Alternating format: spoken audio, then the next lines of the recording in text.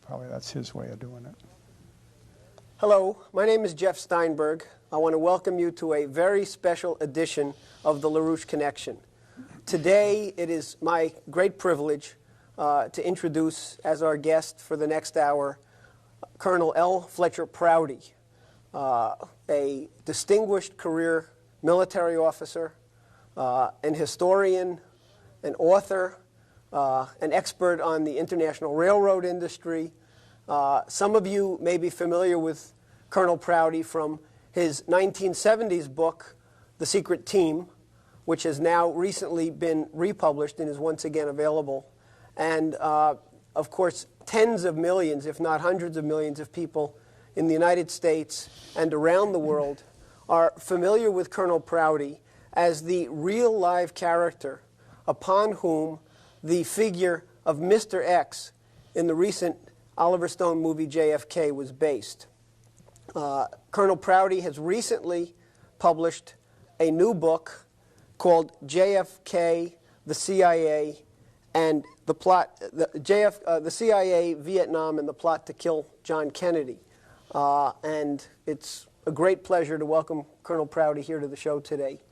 I thought that it would be sensible, rather than giving a long sort of a curriculum vitae introduction, to ask you to start off by telling our audience a little bit about yourself, your career, because it is so extraordinary and it's such an important backdrop to the discussion that we're going to have about the book today. You know, Jeff, I came on duty actually as an Army cavalryman. I've ridden horses as far as 600 miles, you know, day after day. Started with that, went into tanks, so I was on duty before Pearl Harbor. And after that, I went through flying school, and I was based in Cairo. And one day I was asked to pick up a team of people that were going on a trip, and they were a geological survey team going into Saudi Arabia to look at the oil fields there during the war. And then we came back and we found out that Roosevelt, Churchill, and Chiang Kai-shek were having a conference in Cairo, the Cairo Conference of World War II, and that the geological survey people made a report to Roosevelt, who ordered immediately a 50,000 barrel a day refinery to be built in Saudi Arabia. And that started that big Saudi Arabian oil boom that we've seen since then. So when you take part in something like that early in your career, you're kind of interested in the way things develop. And a morning or two later, after the Cairo conference ended, I was told to get my plane ready. Went out to the plane and they brought Chinese delegation out there, and we flew to Tehran. I didn't know what was going to happen in Tehran, but I had just been ordered to fly there. En route, I stopped at Habaniyah in Iraq, and a plane came in with an old friend of mine flying it, and Elliott Roosevelt. So I introduced Elliott Roosevelt to the Chinese. But do you know, to this day, you cannot find in a history book that the Chinese were at the Tehran conference with Stalin, Roosevelt, and Churchill. I know one book printed by the U.S. government that corroborates that. Of course, I have pictures, and my co-pilot and my crew were there. But part of the Tehran conference business was to make plans for the Far East after World War II. So you begin to think about how these things happen when they come up like that. And I was in Japan at the end of the war. We were bringing the POWs out as soon as we could. And I went back to Okinawa, where we were based, and they were loading ships with this enormous stockpile of equipment that was to be used to support the invasion of Japan, 500,000 men, and we didn't need it. So I was talking with the harbor master in Naha, and I said, what are you going to do, run that all back to the States? He said, hell no. He said, half of this is going up to Seoul, Korea. And he said, the other half we're sending down to Hanoi. Half of what we were going to use to go into Japan went to Korea, and half went to Hanoi. This was September 2nd of 1945, and those plans were in being at that time. Now, who made those plans? Truman had been president for only a few months. I doubt that he did, but you know, who made the plans for that? Because a little later came the Korean War, and they used the weapons we sent there. Came the war in Vietnam, and Ho Chi Minh was using the weapons we gave him. He used them against the French. That's why he was able to surprise the French with first-class artillery pieces that they didn't think he had. Then we reversed the field, and we began to back the French to the extent that we spent $2 to $3 billion supporting the French against Ho Chi Minh. In 1954, they were defeated at Dien Bien Phu. Ho Chi Minh inherited all of the arms they lost, and then from 54 until 65, we were involved in Vietnam, but under the operational control of the CIA, not a military operation. And this gets very important when you see things like that happen because, well, just think of one problem that's in the papers all the time, the POWs and the MIAs. You don't have POWs when you don't have an army there. Just because somebody's working for CIA doesn't give them the status of a POW, and so on. All these things get confused in a historical story that doesn't really make sense. The first military people who went into Vietnam were the Marines at Da Nang in March of 1965. And yet, as John Foster Dulles had made a speech himself, we had been in Vietnam since 1945, 20 years in the preparation, you might say, for this war. And then why do I use the word preparation? Because some of the things that were done, like this arms movement and setting up the units in Vietnam before we ever had military people there, took 20 years to do that. You made a point, by the way, I should just interrupt here because I think it's very important because people may be somewhat misled by the title of the book, which talks about the JFK assassination. I think it's essential to tell people that this is truly an extraordinary history of the entire period of what's been called the Cold War, building up to the Kennedy assassination and beyond. And the question you yourself just posed, who made those decisions? In the very beginning chapter of the book, you use a term that I think was originally coined by Buckminster Fuller, the international power elite. And you talked in what to me was very impressive terms about some of these behind-the-scenes decision makers. You talked about the propaganda schemes that sort of define their world outlook. And I think, you know, maybe it would be worthwhile as we get into this real history of the Cold War to perhaps start out by just telling people a little bit about this international power elite and these propaganda schemes and how some of this thing works. Well, you know, it's very common for people to respond when you try to speak that way, saying, oh, well, here's somebody that just believes in conspiratorial theories or is a little bit paranoid. But now we ought to stop and think carefully what we're talking about. All of history has been controlled by powerful figures. Disraeli in the 19th century said, for those people who are not aware of it, if they realize what goes on behind government, they wouldn't believe it. Sun Tzu, the Chinese emperor, said the same thing back in his period. Buckminster Fuller goes back 2,000 years talking about the elite. And in this country today, we recognize the power behind, let's say, lobbyists who are, in a sense, above the government in that they pay special money to the president to get him reelected. They pay special money to senators and congressmen to get them reelected, but to influence legislation in their favor. And there is and has been throughout history an elite that runs countries and the world. What is this one world all about? And if we don't recognize that, it's very difficult to understand the situation we're in. You make a point several times in the book about the outlook of a British East India Company economist named Thomas Malthus, and you relate his worldview to this power elite and specifically to the kinds of things that went on during the peak of the Vietnam War in the 60s. You see, by that time in history, the British Empire had been built on the control of the sea. They were able to drive ships around the world. They knew the world was a sphere. Flat world had gone out. But knowing that the world is a sphere is a very important thing for mankind. It means its surface is finite. And if it's finite, then there's not more space over there and more there. It's just so much. So they began immediately to inventory Earth. And this was one of the jobs of the East India companies. And Thomas Malthus, who taught at Haileybury College, which was the East India College, was the director of economics there. And it was his job. He was the first person ever assigned to the job of inventorying the Earth. Where does tin come from? Where does iron come from?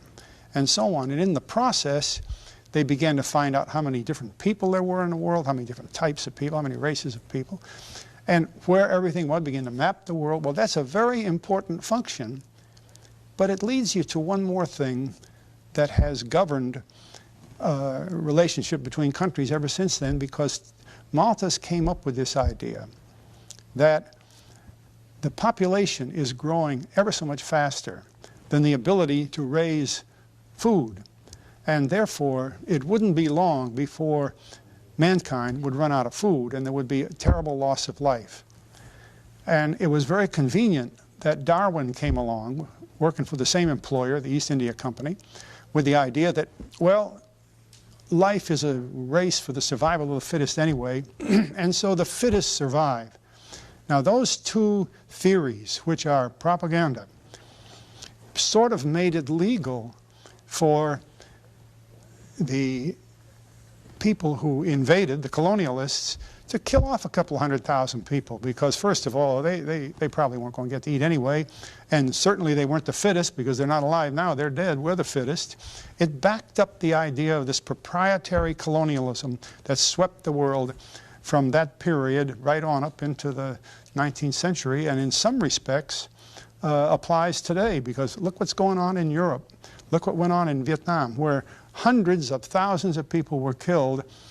And the feeling was, you know, what they used to call the mere gook idea that, well, it doesn't matter. They're not going to live anyway. It's a very powerful underpinning to the civilization today. You point out that, in a certain sense, this 30-year American war in Indochina and this whole process of the preparation for the Korean War, then Vietnam, was going on even before the war ended. And it's quite striking that it seems to me what you're saying is that even though 1944 and 1945, the Soviet Union was still part of the Allied forces fighting against Nazi Germany and Japan, that we were already beginning to prepare the way for the new war, the Cold War, with communism as the big enemy. Is this an accurate characterization? Well, you are correct.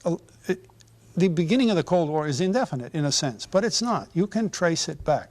I myself, as a pilot, transport pilot, was asked one day to take about 40 transport aircraft to the north of Syria. The general ordered me to go from Cairo, and we were going on the orders of OSS people who were in Bucharest, Romania, who they claimed had released American prisoners who were captured in the Balkans, and the Germans had just been pushed out of the Balkans, and the Russians were on the way in. So in the interim between the two, they brought out about 750 American POWs. And they were on a freight train. And they ran a freight train through Turkey to the northern border of Syria. And we had our planes parked there, and the men jumped out of the train, climbed in our planes, and we started flying them back to Cairo. I noticed on my own plane, there were 5 or 6 men who obviously weren't Americans. They're perfectly willing to talk. I went back and talked with them. They were pro-Nazi Romanians. They were intelligence specialists who were bringing out intelligence files, not only of Eastern Europe, but of the Soviet Union area. In other words, here in September 1944, while we were fighting hard as partners of the Soviet, we were already building up a Nazi base of intelligence against the Soviet. I mean, the Cold War was already in motion.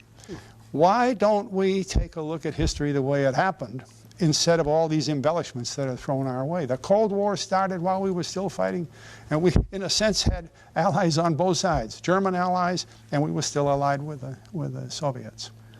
One of the other very critical events in more contemporary history, which has been written about at great length, but I think has been uniquely presented in your book, both because of your position at the time in the Pentagon, which gave you a particular angle on it, and also your subsequent work as an historian.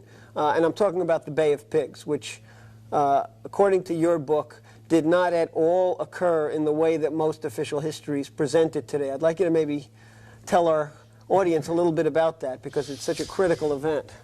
Well, I went into the Pentagon in 1955, and the National Security Council had just directed that whenever the United States was involved in clandestine activities, that clandestine activity would be supported by the military, but managed by the CIA. This is the first time they defined it that way and clearly. So the Chief of Staff Air Force called me in and said, look, we want you to set up this organization, a global organization, to provide the military support that is requested for the clandestine activities of CIA. Now, this got to be a very large organization because we had operations in Indonesia, in Tibet, well, all over the world. So in that capacity, early in 1960, I was approached by two CIA men who told me about the plan that eventually became the Bay of Pigs. It wasn't called that then, but it was eventually became that. And they needed a base to train Cuban exiles. So we arranged to fly to Panama, and we opened up Fort Gulick, a base that had been closed. It was a very fine facility, just exactly what they wanted. And the training began at Fort Gulick. And we had to provide them with housing, with doctors, and everything else it took to train the Cuban exiles. Then we built an air base at Retalileo in Guatemala, and another one in Puerto Cabezas in Nicaragua, a big base near Lake Pontchartrain near New Orleans, and of course the biggest CIA station in the world in the Miami area, all the time enlisting Cubans. So that by the time of the presidential election in 1960, Kennedy versus Nixon, this was a very big issue, this business of overcoming Castro in Cuba. And it's kind of interesting because a lot of people concede that Kennedy defeated Nixon because of his sense of the Cuban invasion requirement in the fourth debate, when he said that we ought to be preparing ourselves to remove Castro, and Nixon didn't say anything, as he later said, because he knew the plan was in effect and it was highly classified, and he assumed Kennedy didn't. But for example, the debate was in October. In August of 1960, again, because of my job, I was sent to the Senate office building, to Senator Kennedy's office. I had to bring 2 staff cars over there, and there were 4 men in the office, Cubans. And they were the head of what became the Bay of Pig program. One of whom was Deverona, another one Codorn, and Manuel Artima. Artima was the military commander on the beach. Picked them up and came. Well, Kennedy knew them. They were already there. They'd been talking to each other. Kennedy had known them. Artima had been at his home at West Palm Beach. People think Kennedy didn't know what was going on, or that he didn't know the Cubans and didn't know their aspirations. He certainly did. He knew before many others did. And then I brought them over to the Pentagon to meet with the Secretary of Defense at the time, who was Mr. Gates. But you see, people attribute to Kennedy a lack of knowledge of this, when really that's not accurate. And from this beginning, we finally got to the point where a brigade had been formed and trained and equipped to invade Cuba, and at the Bay of Pigs. And the requirement, the absolutely essential requirement of that attack was that every Castro combat aircraft would be destroyed before the brigade landed at dawn on April 17th. Now, there were only 10 planes. It wasn't a big deal. On Saturday morning, the 15th, 7 of the 10 had been destroyed. But 3 jets, 3 we call T-birds, T-33s, had flown down to Santiago, Cuba, quite by chance. And our U-2s found them that afternoon. So on Monday morning, before dawn, 4 B-26s were ordered by President Kennedy himself to attack those jets and destroy them. Now, this is very crucial, because if those 3 planes were destroyed, there were no aircraft for Castro's Air Force. There would be no requirement for air cover and all these stories that have developed since then. The facts are that Kennedy, on that Sunday afternoon, when he approved the landings, with the proviso that there be this airstrike to destroy them. And that's the critical step in the Bay of Pigs understanding, that Kennedy did not withhold air cover or anything else. He followed the plan as it was drawn by a very able Marine colonel and approved by the Joint Chiefs of Staff to destroy all combat aircraft. And they weren't destroyed. That was the problem. What happened? Why weren't they destroyed? Well, this is a bit of history, and it's contentious, I'll admit. But this document is the document prepared by the Cuban Study Group. The Cuban Study Group was assigned by Kennedy the day after the surrender of the brigade in Cuba on the 22nd of April, 1961. The group was very interesting. If you ever could think of 4 different people trying to work together, it was Maxwell Taylor, the retired General Chief of Staff of the Army. It was Allen Dulles, who was head of the CIA, but who was not in town at the time of the invasion of Cuba for some reason or other.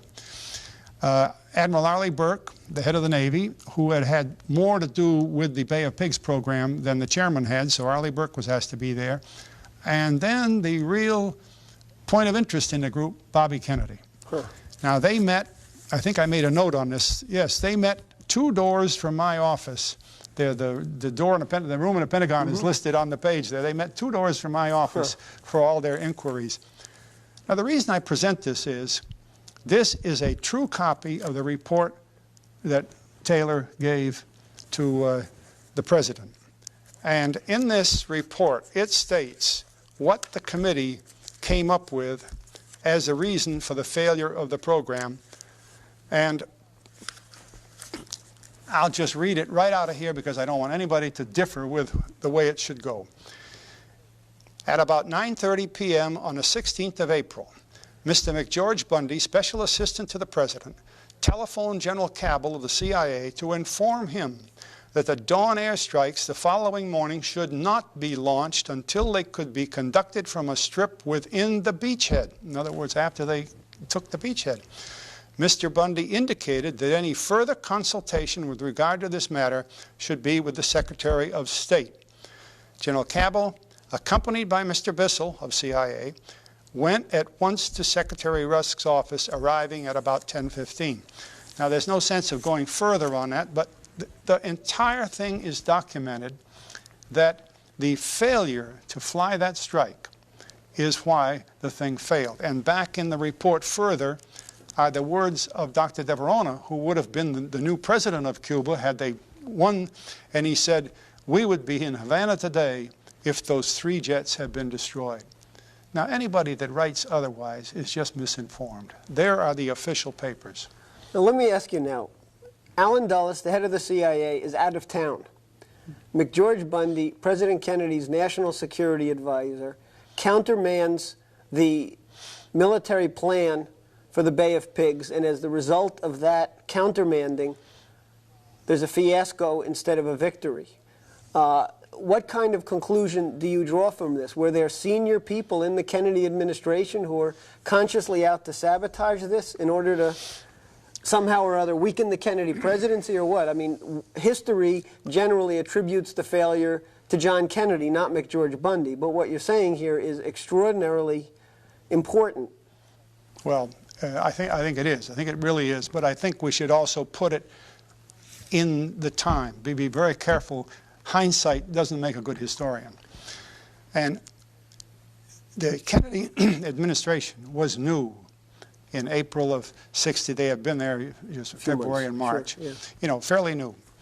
You could not expect that the civilian element of the administration would necessarily have a lot of military experience. And as the paper goes on to show, that some of the people who were briefed about the significance of destroying all the aircraft first didn't realize that 3 little jets up against a whole fleet of B-26s. We had armed the exiles with B-26s, but they're slower than the jets, see, so they couldn't fight them. They didn't think that it would make that much difference. And I'm willing to side with Admiral Burke and General Taylor in saying, as they do further on, that there were misunderstandings. They didn't understand the tactical problem. Well, we could leave it there. Some people would like to squeeze it up a little tighter and say that it was countermanding the president. I think that should be a matter of choice. What I'm interested in doing is presenting the record, and the record says the words I just read. They don't give a reason, but I'd like you to keep this in mind. Every day the questions were asked of the people in that room by this committee. Bobby Kennedy left immediately in the afternoon back to the White House to talk with his brother, the president. Had there been any doubt in his mind or in the president's mind that this report, that Bundy did this on his own, is right, they would have stopped immediately. They would have said, well, now wait a minute, Kennedy told Bundy to do this, or somebody else told him. But there was no one else seeing it. That's silent. So we have to be a little careful about that, but the record speaks for itself pretty clearly. It was a very bad blunder.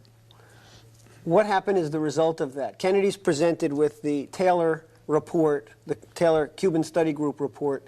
What does he do on the basis of that? Very interesting step, because in this report is not only the requirement to study the failure, but Kennedy had decided that he was not going to rely on the CIA anymore, and that he was going to have an alternative system created for the operation of clandestine operations of the United States government.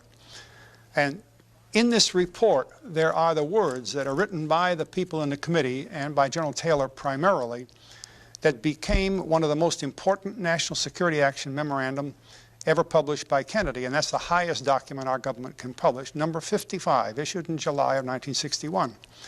And essentially it says that the President holds the Chairman of the Joint Chiefs of Staff responsible for advice to him in peacetime operations, meaning clandestine operations, as he would be in wartime.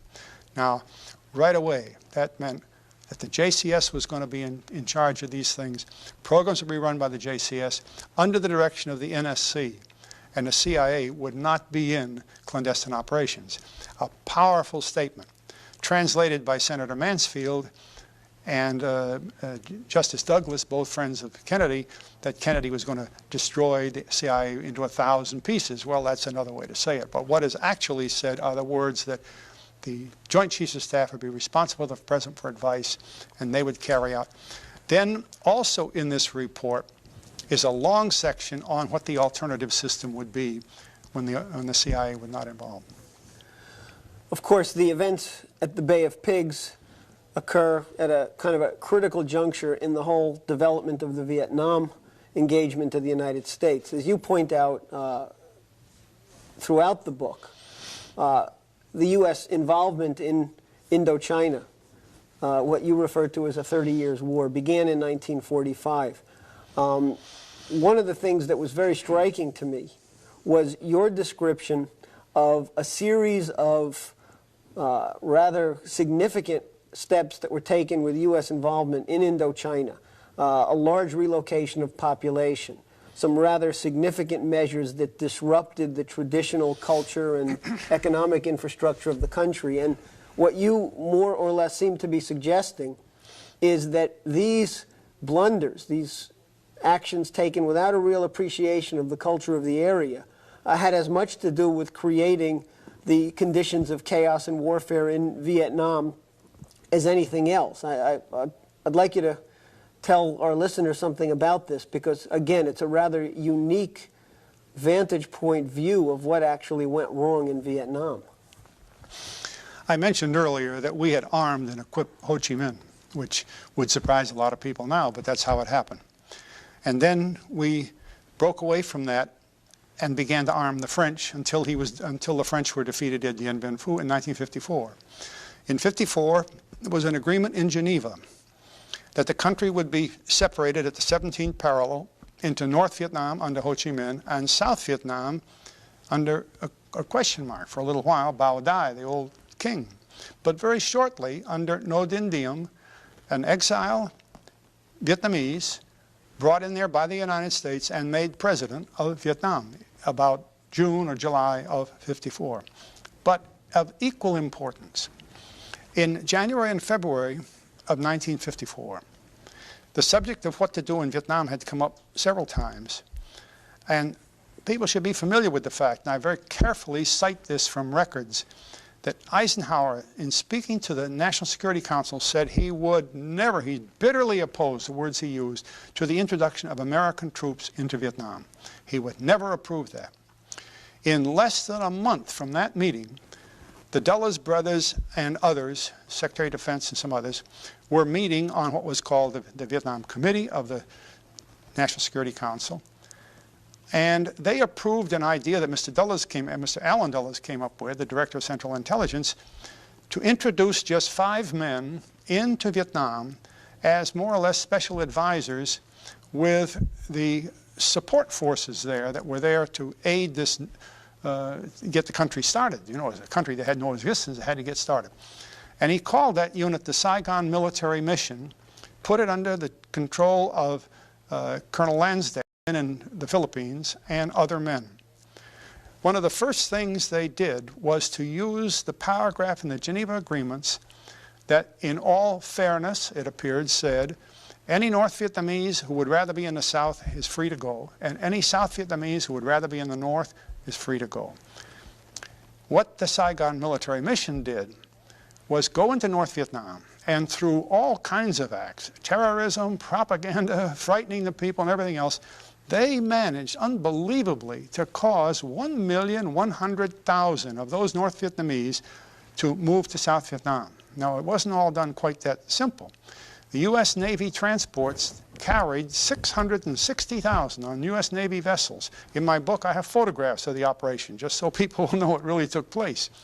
CIA's aircraft, the Civil Air Transport Airline, which is a proprietary airline of CIA, carried between 300,000 and 400,000. Now, there's only one port in South Vietnam. That's at Saigon. So they have to go down the coast and up the river to Saigon and then turn these million people loose. Now, can you just picture what would happen if 1 million people from New York were all of a sudden taken to Kansas City and just dumped loose? No money, no home, no food, no automobile, no TV, no, you know, what are you going to do with them? Well, that's what happened in Vietnam. These people became rioters. They were, you know, trying to get food. They didn't have drinking water. You can be up to your knees all day in a rice paddy, but you can't drink that water, and so on. A terrible situation came up, such that you'll remember the days when the fighting in Vietnam took place south of Saigon, not up in the north. If the Canadians were going to fight this country, would we expect the war to take place in Florida? Well, that's what was going on. This was a make-war deal, going back to the Malthusian theory that, well, these poor folks aren't going to make it anyway, so if we kill off that 1 million or 1.5 million or 4 million, as was more likely the number, you know, so what? And that kind of thinking took place in that country. And the wartime fodder, the people that get shot at and chased around, to a great degree, were these million. Now, in the million, there were many fifth columnists put there very alertly by Ho Chi Minh and his forces. That exacerbated the problem. So when Vietnam came into being with that kind of a problem, and what do you do when you create a country today and you expect it to defend itself tomorrow? No army, no police, no tax system. You know, you don't create a country in a day. And this was another problem, and we never really recognized it properly. Eisenhower himself in '54 said we should let the Vietnamese fight their own war. Well, it's a nice thing to think about, but they had no means of fighting the war. And the other man, armed to the teeth with weapons that we had brought to Vietnam, it was crawling all over him, you see. We don't really understand the background history of the Vietnam War. All we remember is that Marines invaded Vietnam in 1965, and we had 550,000 American soldiers there by 1969 or so. Well, sure, that was a big war then, but when it's those first 20 years were what I'm talking about. And another thing is, all of that first 20 years was when the leading operating commanders were all CIA people carrying on clandestine warfare as they had been ordered to do. They didn't invent it, they were ordered to do it, which changes Vietnam history a little bit. So you're basically saying, I gather, that some of the activity in the South that was being generally transmitted back to the United States on the 6 o'clock news as communist insurgency, Viet Cong operations, and the rest was a consequence of a chaotic situation, banditry, and these kinds of things brought about by starvation and the policy of this mass migration of this 1 million or so people down from the north. And read today's paper, read tomorrow's paper. What's going on in Yugoslavia? What makes people fight in the streets in situations like that, and particularly in Vietnam and back in '54 and '55, is hunger. I mean, they had nothing. You dump these people, 1 million people, loose in a place. You know, Vietnam is probably as old a part of the world, has a history as old as any part of the world. It is an ancestral ground type society. They never leave the ground where their ancestors were. The place where the ancestors' bones are buried is sacred to them. They don't jump in a nearest Honda and drive off to the nearest McDonald's. They stay right where they live. Exactly. And to already pick up 1 million of them and move them down to the south and just turn them loose, why, that created a war.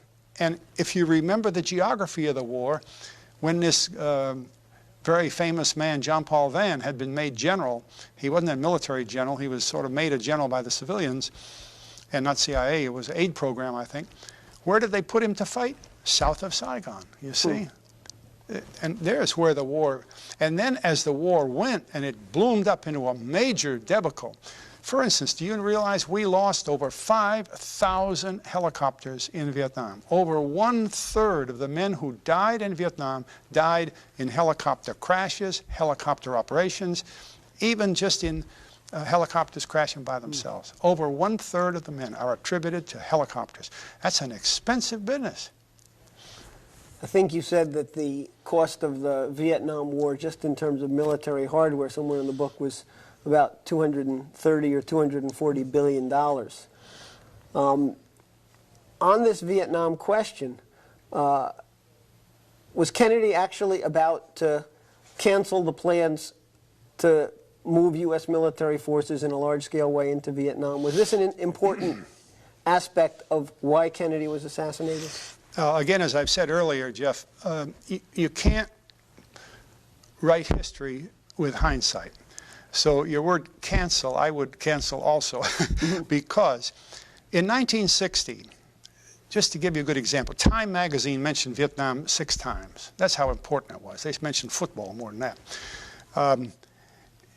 By 1962, there were about 15,000 to 16,000 men in Vietnam, and many of them were the helicopter maintenance people for all these helicopters that were out there that where CIA was operating, and other logistics people. So that by the end of 1962, the general who was out there, Harkins, asked for more troops. He said, I got people here, 15,000, 16,000, but I don't have any combat people. And General Wheeler, the director of the Joint Staff at that time, and the man that brought me down to the JCS and set up my office there, had a report made of that, and they found out that less than 1,600 men were really combat experienced, and they were training this new Vietnamese army. And that was what Kennedy had when he was making the studies about Vietnam. So there were no orders to build up. It was a question of whether in the future he would do that.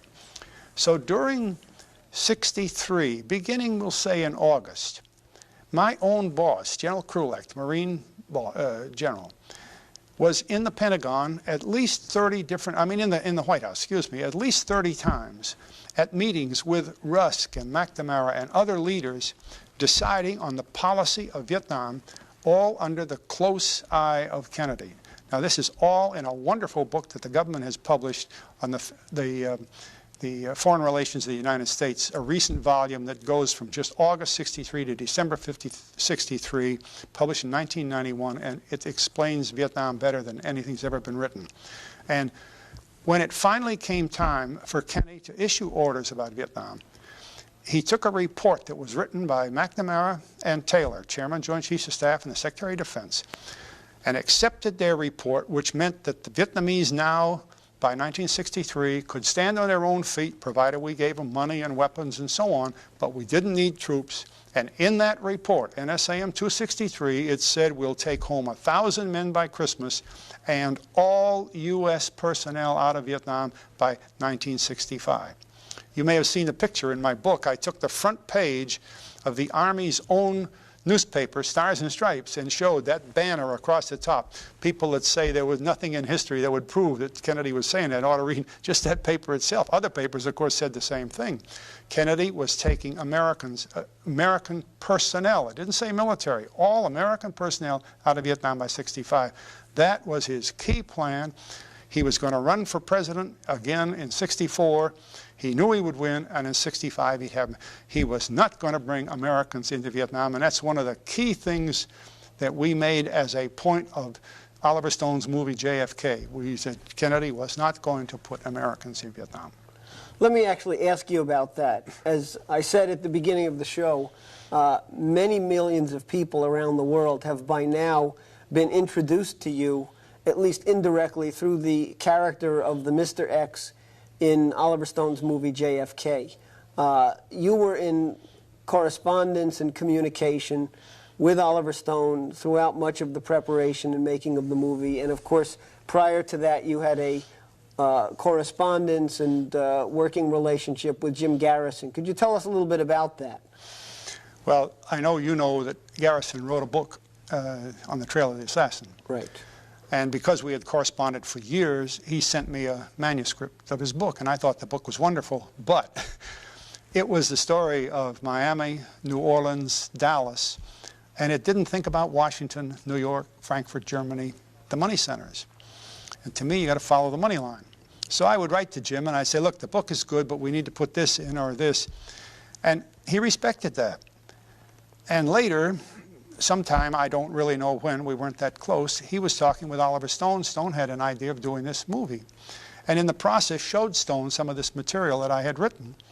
So Stone called me in July of 1990. And he said, I'm going to be in Washington. I'd like to meet you, and I want you to work as an advisor of this movie I'm planning. So we met. We got along just fine. And I told him I agreed to be an advisor and work with him. So the material, and much of it, is straight out of the book. The words that you remember from the film are in the book, and that part of the book I had written in 1985. It was already a series of articles that had been published, already published. And it was based on that the ending of the movie, where Donald Sutherland, who played my part, comes in and talks to Kevin Costner, who played Jim Garrison's part, and they begin to describe why was Kennedy killed? Not who did it and all that sort of thing, or who's covering it up, but why was Kennedy killed? And this is what I tried to answer during that bit of the movie. I think the movie very much benefited from that scene because it gave the audience a chance to get the bigger picture. And I must say that as good as I found the movie to be, I think the book, your new book, really goes much further in terms of really elaborating on that critical question, cui bono.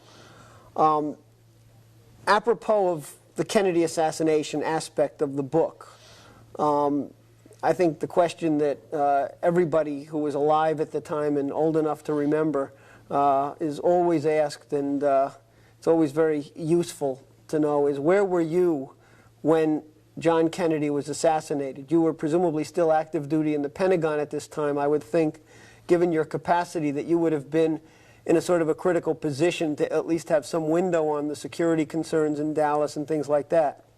Were you in Dallas that day? Were you in Washington? Or? In November of 1963, I was the Chief of Special Operations, which is supporting clandestine operations, CIA, for the Joint Chiefs of Staff. And rather an unusual meeting. I was walking down the hall in October, and a general said, glad to see you, Prouty. I wanted to talk with you. He said, you are being ordered to go to the South Pole with a group of VIP people who are going down there to install a nuclear plant. And I thought, well, nice vacation, but, you know, nuclear is not my business. I've been here 9 years in the Pentagon now, all on one kind of job. But we had some CIA activity in Antarctica, but not enough to warrant a trip down there. So I accepted it in good faith. I saw no problems with it. And the next thing I know, November 10th, I'm on a plane on the way to Honolulu, down to New Zealand, and down to McMurdo Sound and to the South Pole. And we fired up the nuclear plant at McMurdo and then came back to Christchurch, New Zealand. By that time, I'd gotten to know a congressman who was a member of the party quite well. And we were sitting down to breakfast. I never forget this, because down there, that was Saturday morning when the president was killed. And all of a sudden, the radio in the place said, ladies and gentlemen, BBC have announced that Kennedy, President Kennedy, has been killed in Dallas. Boy, you could have heard a pin drop clear to Australia. Stunning news, you know. So there was nothing we could do. There wasn't a radio station. We didn't have radios. So after we finished breakfast, we went out on the street. A few hours later, I was able to buy a newspaper, the Christchurch Star, which I still have, which was in the movie, by the way. Jeff, remember Sutherland? Right, I do, sure, yeah. And I looked at the paper, at the terrible news, and of course had nothing else to balance it against except some of my own experience. I had worked on the business of presidential protection. You know, the military is trained in presidential protection. I had gone to Mexico City, for example, with Eisenhower when he went there in 56 or 57 and so on. I was familiar with it. And at times I had to call certain units to be in certain places to provide extra support to the Secret Service. So we were looking at the paper, and up in the corner is a picture of this building where the man that shot the president was alleged to have hidden, called the Texas School Book Depository Building. And as I looked, I saw the windows were open. And I turned to Congressman. I said, Pete, something's wrong. We don't allow that. The windows would be sealed. If the military were there, if the Secret Service was there, those windows would be sealed. Then right beside the picture was a headline that said, 3 bursts of automatic weapon fire killed the president. Of course, having nothing else to go by, I figured that's the way he died. 3 bursts of automatic weapon fire. You know what we have heard now, 3 bullets from an old rifle up on the top of the building. Boom, boom, boom. Now, reporters on the spot know the difference between an automatic weapon and the... Then down in the lower corner of the paper, very interestingly, it gave the whole biographical story of this young man, Lee Harvey Oswald. And of course, we read every word of it, inside the thing, and a whole bunch of it on the inside page, plus a picture of Oswald in a nice business suit, white shirt on, necktie on.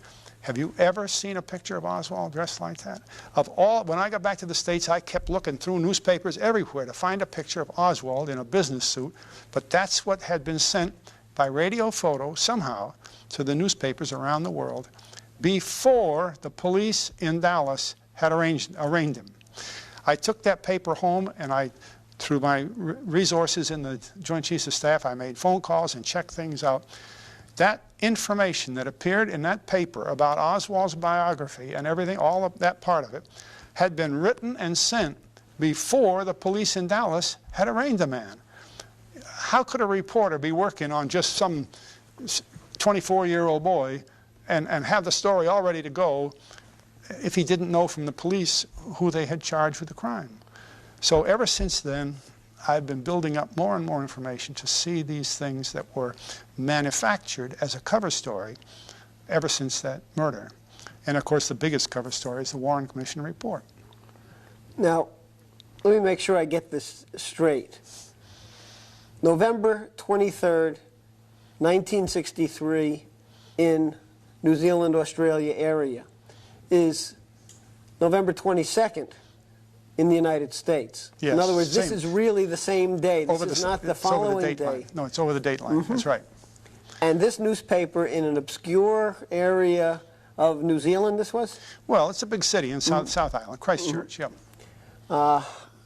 So in other words, this story, this biographical profile, as well as the details of the assassination, was about the very first news coverage that reached Australia and New Zealand. All prepackaged, see? Now, in a few minutes like this, Jeff, I can't go through the whole thing, but to give you some relevancy here, the president was shot at 12:30 in Dallas. We heard it at 7:30 in New Zealand the next day, but that'll give you how many hours it was. In the book, I go through it very carefully, and it comes out. And you just see that somebody had prepared this whole story to make Oswald the patsy, just as he said he was, just like in the movie. They said that he said he was the patsy, and he was created for that job, which tells you really more about the whole crime than most of us have been willing to accept until we begin to realize the facts of life.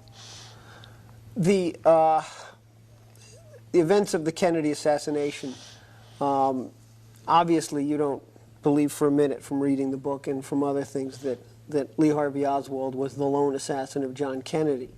You pointed out to me quite a few months ago in an earlier discussion that we had that shortly before his death, President Lyndon Johnson had made some comments about the Kennedy assassination. Could you tell us about that? It was an interview, I believe, somewhere? That's one of the most interesting things I have read since the assassination, because, you know, a lot of people say, well, of course Lyndon Johnson was implicated, and so on and so on. It couldn't possibly be. But just before Johnson died in '73, he had had some serious heart trouble, and I'm sure the gentleman knew that he didn't have long to live. He had an old friend who was a writer named Leo Janos, and Janos wrote for the Atlantic Monthly magazine. So anyone who's interested should look in the Atlantic Monthly Magazine of July 1973. And I'll quote the best I can. Johnson told Janus he always believed there was a conspiracy. Now that's a pretty big statement for the man that appointed the Warren Commission. It's a pretty big statement. But he told him they would always believe there was a conspiracy. Second, he said, although Oswald may have pulled the trigger, he wasn't the only one. So he wasn't alone. The third statement hits like a thunderclap. He said, we have been running a damn murder incorporated in the government. Now, through my work, regrettably so, I have to admit that we do run a murder incorporated. I know where they were. I know most of them are foreigners. I know how they're used and have used them. And I know how they do the job, and it's nothing like Lee Harvey Oswald up sitting on a windowsill. When Johnson said those three things, anybody could wrap up the murder and find out what the problem is right there. Now, nobody, I'm sure, knew the situation closer than Johnson. Remember, for over 19 years, right here in Washington, D.C., Johnson's across-the-street neighbor was J. Edgar Hoover. Hoover and Johnson were that close. What Hoover knew, Johnson knew, except on betting on horses. But other than that, Hoover knew what Johnson knew and vice versa. So there's no surprises when you read that this is what Johnson thought in 1973. A kind of an evaluative question, which I guess asks you to take a great deal of the material that's extraordinarily well documented in the book and sort of put it in a few brief sentences. Obviously, as you emphasize, the question of who were the actual triggermen is of relatively secondary importance as to who were the actual authors and controllers of the operation. Do you think it's fair to say that the motives behind the Kennedy assassination had to do with the sort of monumental policy changes that he was about to effect, and that could you give us sort of a characterization of who, in general terms, you think was responsible for this? Well, that's a good way to put it. There's no way in a brief period, I've done it as best I can through the book, to explain that when Kennedy became president, one of the first moves he made, he gave McNamara orders to hold up on the TFX contract. Everybody kind of forget that, but that was a very advanced fighter plane contract worth $6.5 billion in 1961 money, which is a big contract. That's only letting the contract. They usually run 10 times that through what we call life of type. That was big money. They held up the contract, and finally, by a specialized system that McNamara and Arthur Goldberg, the Secretary of Labor, set up, they allocated the contract to a company that had created an area of subcontracting throughout the country in the political counties where Kennedy needed the vote most. Remember, Kennedy got elected by the skin of his teeth.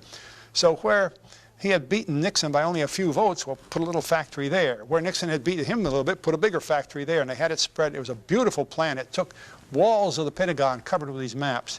And then McNamara, on the 23rd of November 1962, allocated that contract. Well, in the halls of the Pentagon, you couldn't hear a civil word. I mean, this was Kennedy that, and goddamn Kennedy this, because everybody knew that the contract was going to the contractor that the Eisenhower administration had set up. Things like that create pressures. Saying he's not going to put Americans in Vietnam. That war ran to a minimum cost of $220 billion, probably all up $500 billion. People will kill for money like that. They'll kill for contracts within that. 10 million men were flown to Saigon by commercial airline. That was worth $1 billion. They wouldn't have gone. So when you create that kind of pressure, you create what it takes to murder a president. And the decision then is very clean, handled by a few people. The gunmen come from outside the United States. Nobody knows about it. There's no Cubans involved. There's no mafia involved. There's no this involved. All these people that talk about it, that's cover story. Cover story is the most difficult thing to run. That's been running 30 years now. And think of the pressures that cover story has been creating over the last 30 years to keep it up front, to have really famous, intelligent newspapermen say, There's no substantive history, anything except that Oswald killed Kennedy, and so on and so on. So I mean, it's a cover story. It's ridiculous. The American Medical Association trotted these poor old autopsy people out, and we're saying, oh, well, now the bullet went this way and went through Kennedy, came out of his neck, of course, and went down into Connolly, broke his wrist right through his... Right, exactly. You know, a cover story is a terrible thing to create. Murder is simple. Just a little scalpel and you do it.